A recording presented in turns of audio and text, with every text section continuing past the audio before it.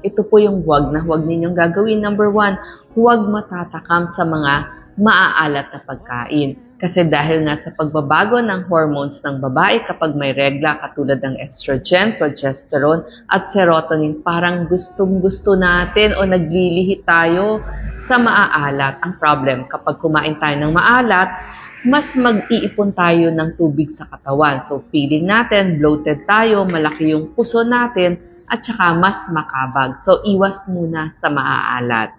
Number 2, iwas o huwag sobrang caffeine sa panahon ng iyong regla o menstruation.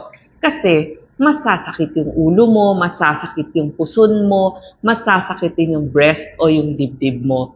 Kasi pwede mo namang palitan yan ng peppermint tea. Ang maganda sa peppermint tea o mga tsaa, pangpalit sa napakaraming caffeine, maganda siya para sa kirot.